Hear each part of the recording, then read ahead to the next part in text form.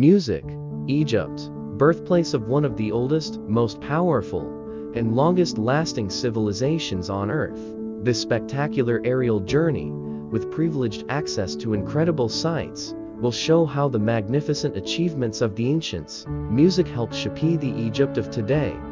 Flying over this country's vast and varied landscapes, our bird's-eye view reveals how generations of Egyptians battled harsh terrain and scorching temperatures to build a nation like no other.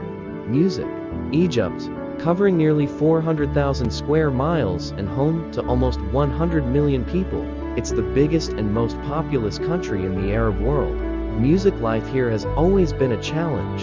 97% of the terrain is harsh arid desert. So how did the ancient Egyptians build such a powerful civilization? A bird's-eye view of the country reveals the answer. The mighty river Nile at over 4,000 mil, it's the longest river in the world.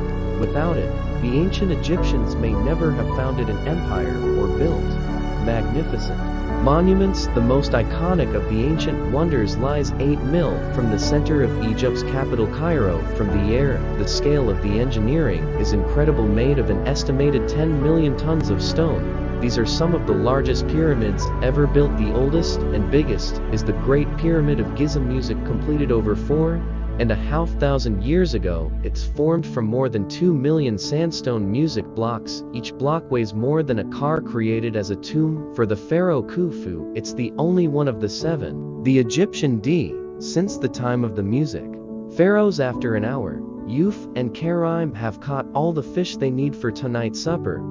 They rowed the mile back to their village on Elephantine. Music Island cooks dust the fish with flour and fry them as part of a traditional Nubian recipe. The Nile means everything because it's where I fish. It makes life possible. The Nile is my whole music life. For thousands of years, Egyptian civilizations have relied on the river Nile for survival, as well as providing food. The roof for more than a century, the world's largest collection of ancient Egyptian treasures, has been housed in Cairo. Here at the Egyptian Museum, it's the home of the world-famous relics from the tomb of Tutankhamun. Today, the neoclassical building is outdated and too small to display many of its items, so any engineers are building a brand new museum to accommodate 5 million tourists who visit each year. Its scale is epic. When it's finished, the Grand Egyptian Museum will cover an area over 5.2 million square ft. Driving, I feel especially stressed carrying something of such value to Egyptians. When I arrive at the Grand Egyptian Museum, I feel relieved that it has got here safely. The statue will soon be unpacked and installed on the new museum's grand staircase. I will feel extremely proud to see the Grand Egyptian Museum finally open and visitors coming to see all the antiquities that we have transported so carefully. I hope we have done something